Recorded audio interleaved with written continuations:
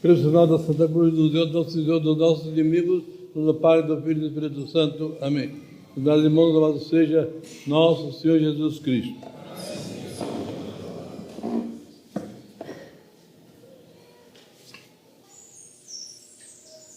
A leitura é de São Paulo aos Efésios. Irmãos, tende cuidado em andar com circunspecção, não como insensatos, mas como prudentes. Aproveitai o tempo, porque os dias são maus. Assim, pois, não sejais imprudentes, mas aplicai-vos a conhecer qual seja a vontade de Deus. E não vos embriagueis com vinho, do qual nasce a impureza, mas ficai repletos do Espírito Santo. Entoai salmos, hinos e cânticos espirituais. Cantai e salmodiai ao Senhor em vossos corações. Dai sempre e por tudo graças a Deus, nosso Pai, em nome de nosso Senhor Jesus Cristo, pela Eucaristia, submetei-vos uns aos outros no temor do Senhor. O Evangelho segundo São João. Naquele tempo havia um homem, um oficial do rei, cujo filho estava doente em Cafarnaum. Tendo ouvido que Jesus voltara da Judeia para a Galiléia, foi ter com Jesus e pediu-lhe que viesse à sua casa e curasse seu filho, que estava à morte. Disse-lhe então Jesus: se não vedes milagres e prodígios, não acreditais.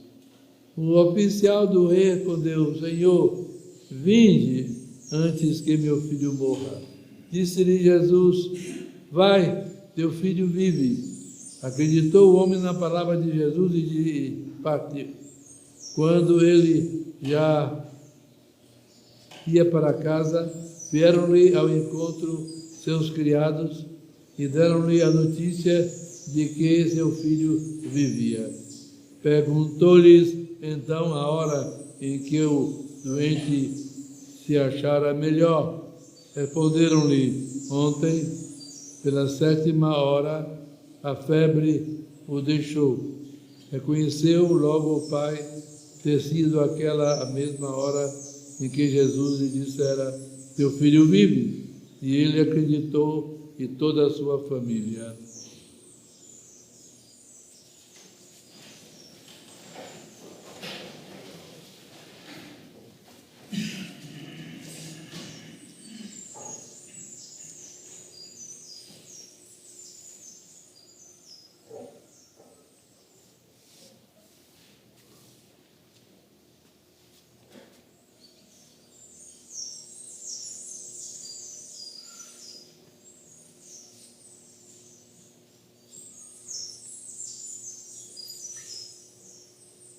Sábado voltaremos a rezar diante da edícula de Nossa Senhora de Fátima, lá em Ondina, em Salvador, às 3 da tarde, como vimos fazendo nesses últimos sábados, pedindo pela vitória da reeleição do presidente Bolsonaro, pela derrota dos comunistas, que são tão maus, tão perversos e estão fazendo tudo para continuar agarrados ao poder e tomando o resto para a nossa escravidão.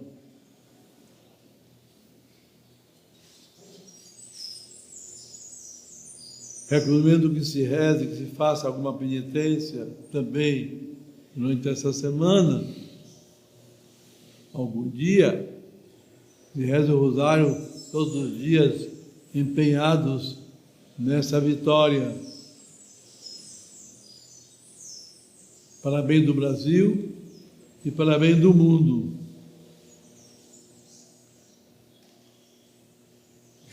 O comunismo é a pior proposta que o demônio já fez ao longo dos séculos. Nada se compara com o comunismo. Nada.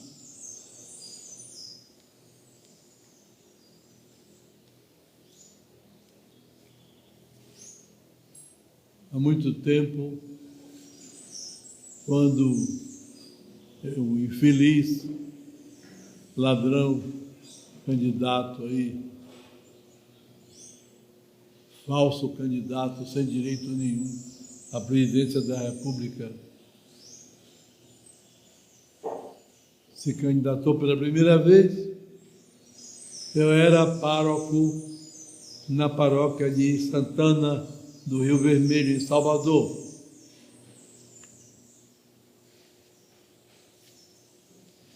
Eu sabia da fundação do partido do PT, que era comunista, sabia de várias pessoas comunistas que tinham influído na formação do partido,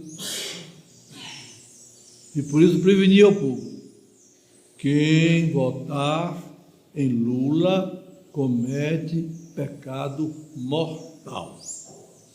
Quem votar em Lula comete pecado mortal.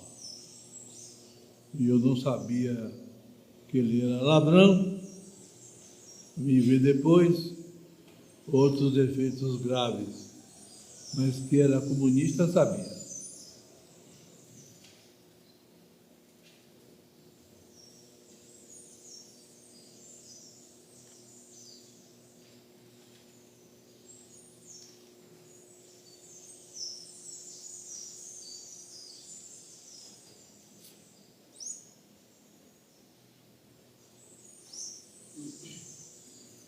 São Paulo, na perícope de hoje, nos dá excelentes conselhos.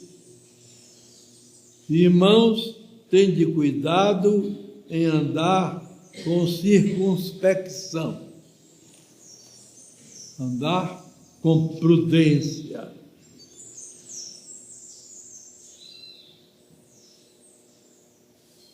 Com circunspecção, com cautela, olhando as circunstâncias, olhando as coisas como se apresentam, para se prevenir. E hoje, mais do que nunca, essa circunspecção é necessária. Aproveitai o tempo, porque os dias são maus. Bem, normalmente os dias são rápidos, são passageiros, são enganosos, e nesse sentido eles são maus. Mas particularmente os dias de hoje se apresentam com uma maldade toda especial, principalmente depois da implantação do comunismo no mundo. E o comunismo infeccionou a Terra como uma epidemia terrível. Pior, infeccionou até a muitos católicos. E não somente católicos leigos, mas também católicos sacerdotes.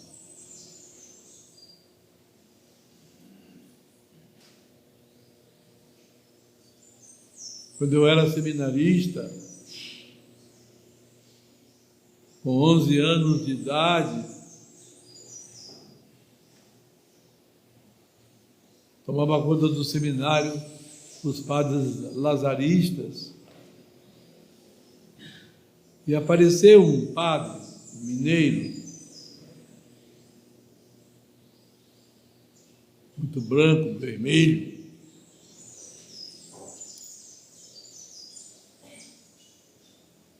E esse homem tinha ideias comunistas. Aquele tempo,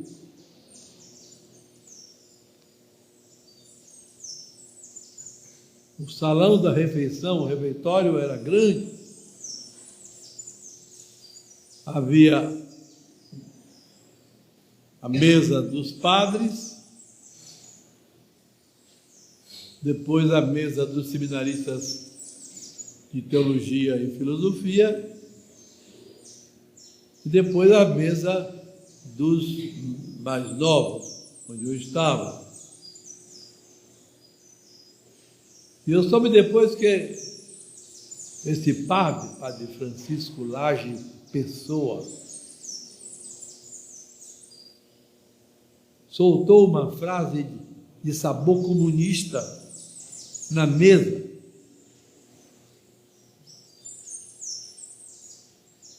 E o nosso professor de grego, que era naquele tempo pároco de São Pedro Velho, ali na Piedade, Padre José de Anchieta Moreira, virou-se para ele e disse: pensei que você só era vermelho por fora.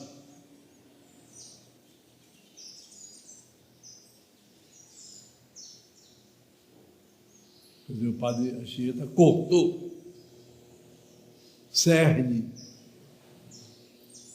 o absurdo que ele disse. Mas naquele tempo a Bahia tinha homens de grande valor, e dos quais estava o cardeal arcebispo Dom Augusto.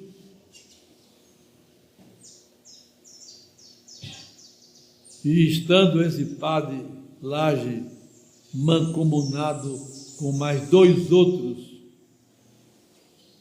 Padre Hugo e Padre Jossi, com ideias comunistas, já naquele tempo,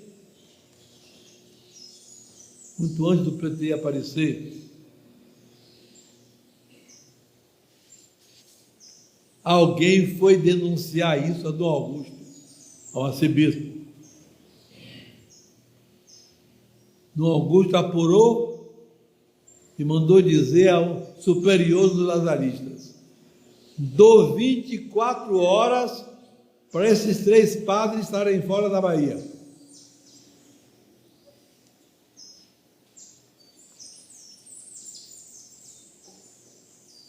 Dom Augusto expulsou os 3 padres comunistas. Isso, infelizmente, a gente precisa saber. Que desta semana, 400 padres do Brasil, com cerca de 10 bispos, fizeram um pronunciamento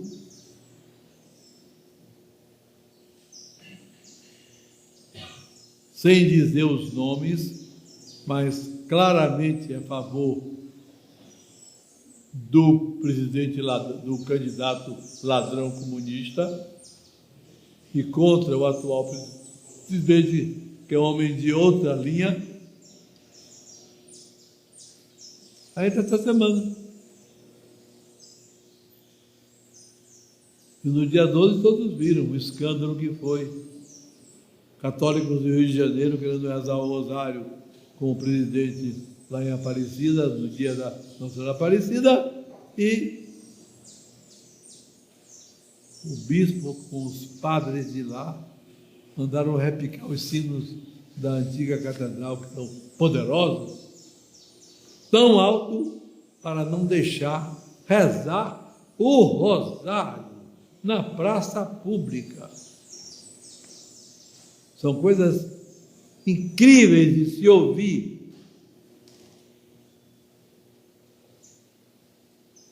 Então a gente sente que dentro da Igreja Católica há infiltração comunista. E não é só aqui no Brasil, não. Mas aqui no Brasil, de maneira muito particular, há infiltração comunista.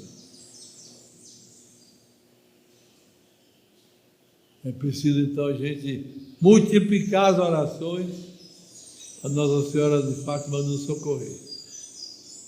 ao coração de Jesus e Maria nos socorrerem e não deixarem que o comunismo tome conta desta nação. Então, tudo isso é a aplicação prática desse conselho de São Paulo. Irmãos, tende cuidado em andar de maneira circunspecta. Olhem bem as coisas para vocês saberem o que dizem, saberem o que devem fazer. Para não se enganarem.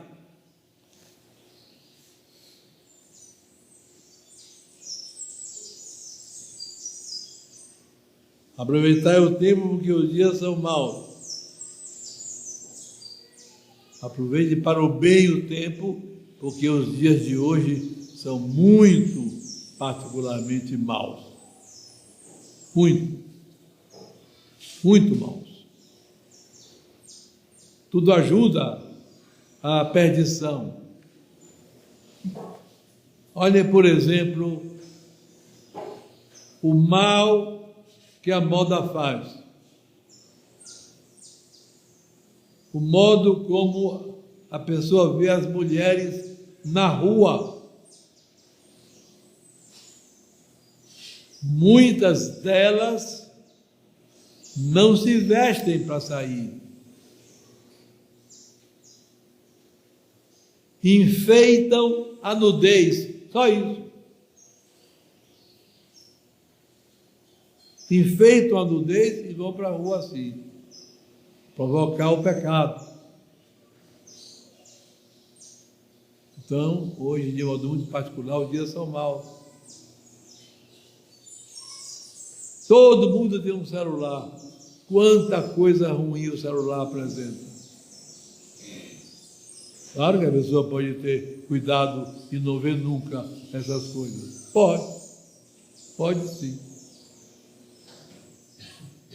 Mas é fácil ver, até por certa distração, e ao ver, aceitar ver, e aí peca. Aí peca contra a castidade. E desse pecado vem outros também contra a castidade.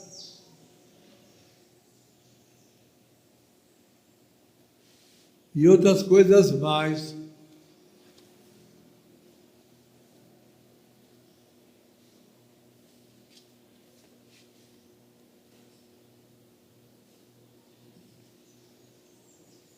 Não sejais imprudentes, aplicai-vos a conhecer a vontade de Deus. Devemos procurar saber o que Deus quer em nossa vida. O primeiro passo é a gente olhar Jesus Cristo, como Ele procedeu, como Ele falou, para nós copiarmos. Além disso, a gente vai olhar também na vida da gente o que Deus vai colocando. Deus vai colocando certas coisas.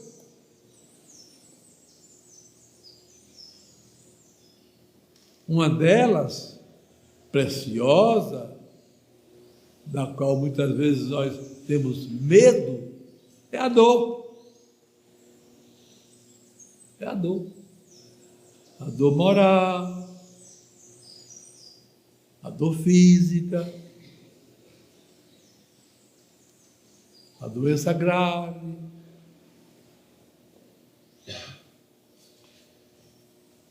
Também aí a gente tem a aprender a vontade de Deus. Está errado alguém procurar a saúde? Não. Mas ela deve procurar a saúde submissa à vontade de Deus. À vontade de Deus. Não vos embriagueis. Não vos embriagueis. São Paulo diz que Isso gera a impureza. Não é a bebida como tal, tomar um pouco de vinho, por exemplo, que o leva à impureza. É a embriaguez. É o excesso.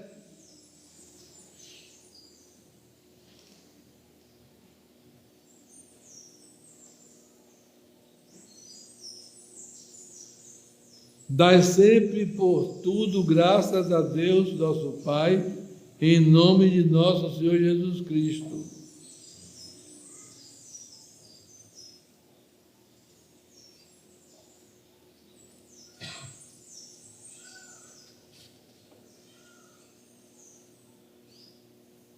Agradecer o que Ele vai fazendo na nossa vida.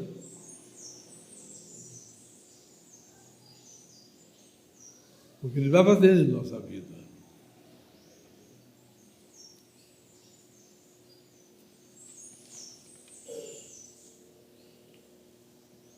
Submetemos uns aos outros no temor de Cristo.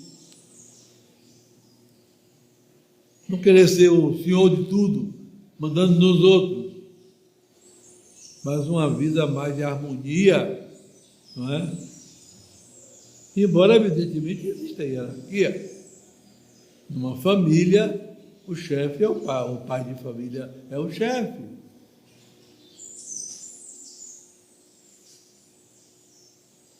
Ele que provê as necessidades, ele que orienta.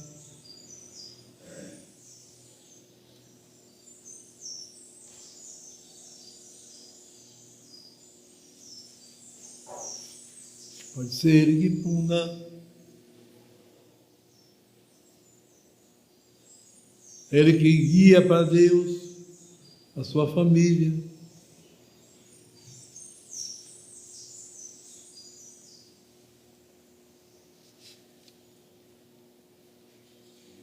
O Evangelho.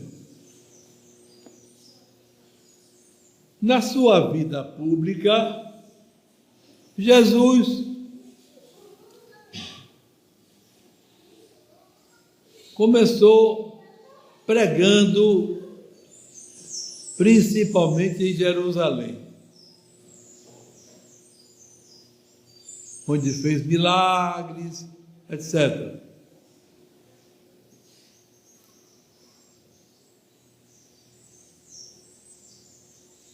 A reação não foi tão grande. São João fala que muitos creram em Jesus, mas que Jesus não se fiava deles, porque sabia o que está dentro do coração humano.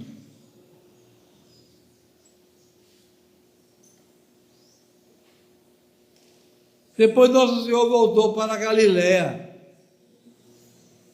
a sua pátria adotiva, porque ele nasceu em Belém e ele é da família de Davi, da tribo de Judá.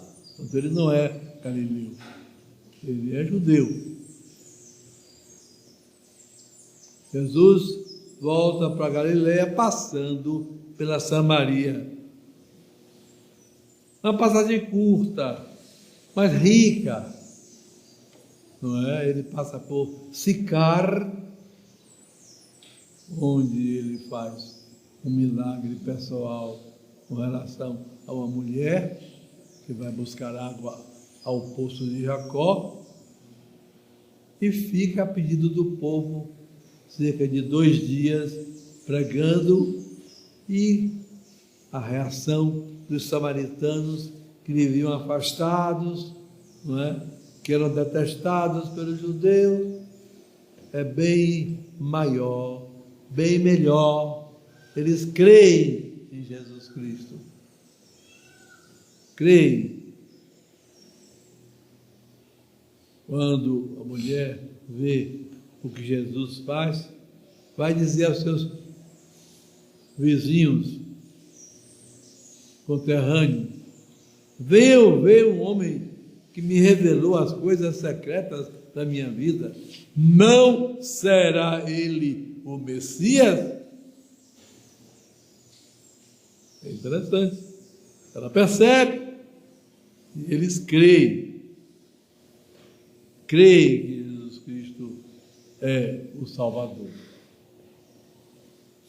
Chegado a Galileia, Jesus primeiro chega em Caná, aquela cidade onde ele tinha rapidamente passado e feito um milagre antes de ir para Jerusalém, com a mudança da água em vinho, a pedido de Nossa Senhora. Uma lição interessantíssima para demonstrar o poder que Nossa Senhora tem junto a ele.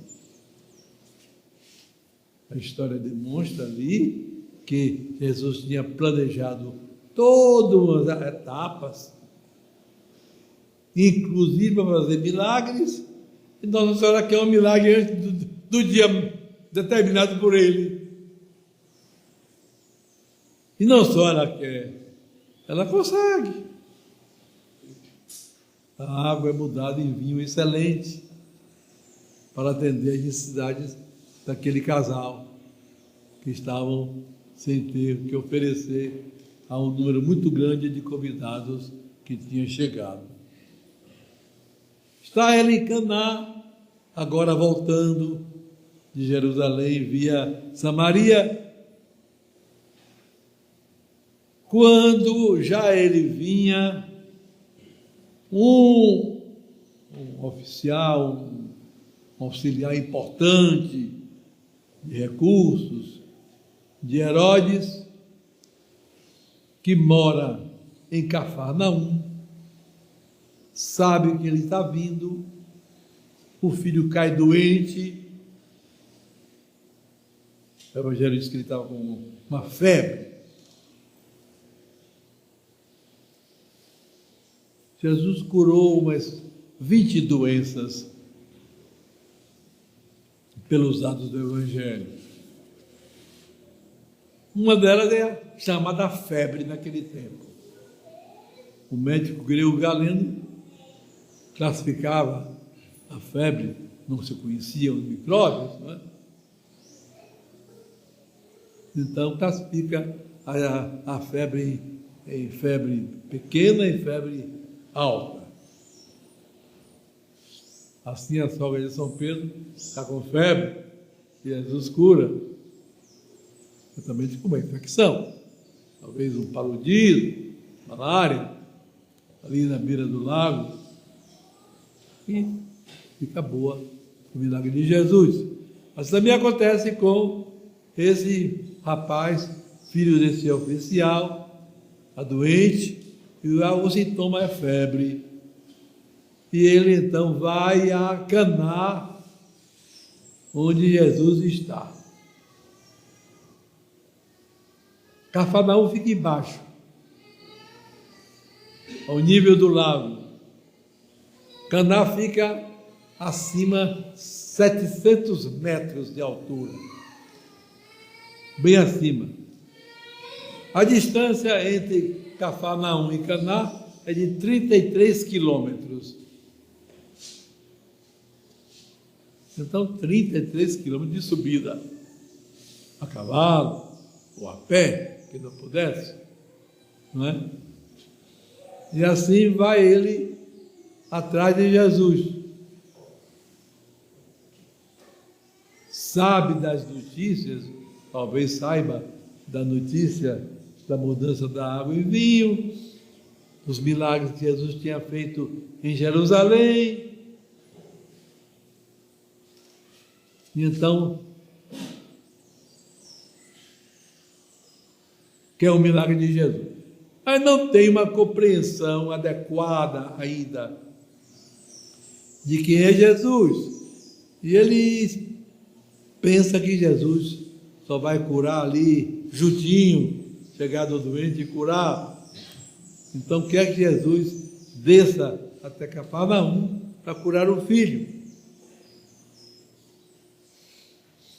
Jesus, que tinha feito tantos outros milagres que eles conheciam, não é? Naturalmente que o milagre de Jesus mostrava o seu poder, não precisava fazer mais milagres. Se não vedes milagres, não acreditai. Senhor, venha depressa, antes que meu filho morra. É aí que Jesus então responde Teu filho vive, quer dizer, na linguagem dos judeus, ele está são. Ele ficou curado. Eles entendem assim. E aí ele fica alegre porque Jesus disse que o filho dele está curado. Não, sem descer, sem ir lá. E, pela linguagem dos judeus no outro dia, pela nossa linguagem no mesmo dia, porque os judeus mudavam o dia de tardinha. Então, 6 horas da tarde, já é outro dia. E assim, tendo viajado para Caná, viagem cansativa, os cavalos, os empregados foram com ele, agora descansam tanto e desce já mais tarde e no caminho encontra com empregados dele e vem dar notícia. E então, como é que está meu filho? Ficou passou a febre. Está vivo. Tá bom. Aí ele pergunta, que hora? Ontem, às 7 horas. Na 7ª hora. Que na linguagem nossa seria hoje, 1h da tarde. Na nossa linguagem. Hoje mesmo, 1h da tarde. E realmente o filho fica curado. E então, o que diz o Evangelho? Creu ele e toda a sua casa. Ele acreditou e com ele a casa toda. Ele devia ser um patrão bom, honesto, equilibrado, cuja palavra tinha um peso forte diante até dos empregados. E na hora que ele crê, todos creem, e veio aquele milagre, não é? Todos então se convertem a Jesus. Na verdade, o número de galileus convertidos durante o tempo que Jesus esteve é maior do que o número de judeus lá do sul, por exemplo. Embora a gente possa dizer perfeitamente que nenhum deles mostrou tanta facilidade em abrir-se a Jesus do que os samaritanos. Eles se mostraram mais abertos, mais disponíveis. Pois bem, meus irmãos, o que nós queremos aprender hoje na palavra de Deus? Começamos com São Paulo, não é? Agir com prudência. Agir com prudência. A mãe está em casa, o filho faz uma cabroeira e ela se descontrola completamente, começa a gritar, espancar a menina além do que convém. Está certo? Agir com prudência? Não. Não é assim. Não é que não precise. A criança precisa. A criança precisa às vezes até de punição física. Mas tudo dosado, tudo equilibrado, tudo sereno. Tudo sereno. Educando bem o filho, não é? Do caminho correto. A mesma vez de história de filho que sai correndo porque o pai vai bater ou a mãe. E fico me lembrando, quando eu era menino, quem de nós ia imaginar uma bobagem dessa, de sair correndo? De jeito nenhum. Pelo contrário, ia lá para a despensa buscar a palmatória. O meu pai ou minha mãe mandava a buscar a palmatória, para tomar tantos bolos.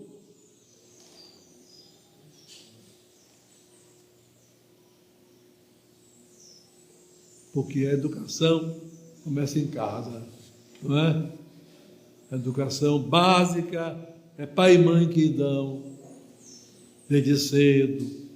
Educação religiosa, o respeito, educação para o trabalho, a responsabilidade.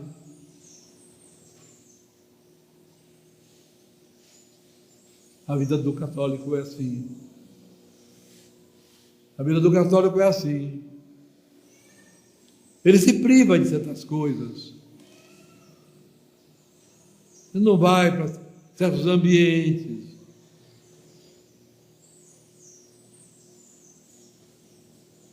Não convém que vá. Não convém que vá. Então não vai. Isso faz com que a pessoa deixe de ir a um lugar que até gosta. Faz. Mas a gente sabe que o católico foi criado, sabe que foi criado por Deus para ir para o céu. Ele sabe disso. E ele não perde essa mira. Hora nenhuma, dia nenhum. Foi feito para o céu. Às vezes chega uma pessoa para falar comigo e me conta certos pecados. Aí eu pergunto, você quer ir para o céu? Não quer ir para o céu não, né? Quero, pai. Então tem que parar. Porque evidentemente que não há pecado que nosso Senhor não perdoe. Não é? Não há. Mas eu tenho que estar arrependido, tenho que mudar. Tenho que mudar.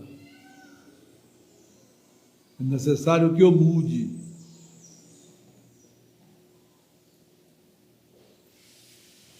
É essa a lição dos textos de hoje e a confiança plena em Jesus Cristo.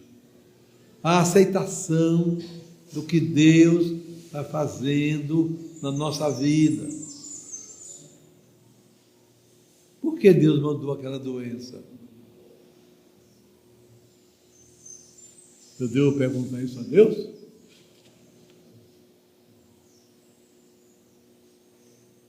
Não é? Deus me livre.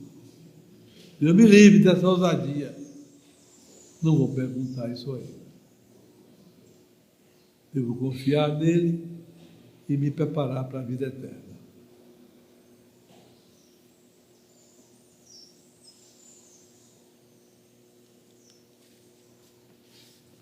Recordo que depois da Santa Missa, meia hora de intervalo para merenda, o que não pode ficar, e voltando para rezar o Santo Rosário pelas eleições, como temos feito nesse mês de outubro.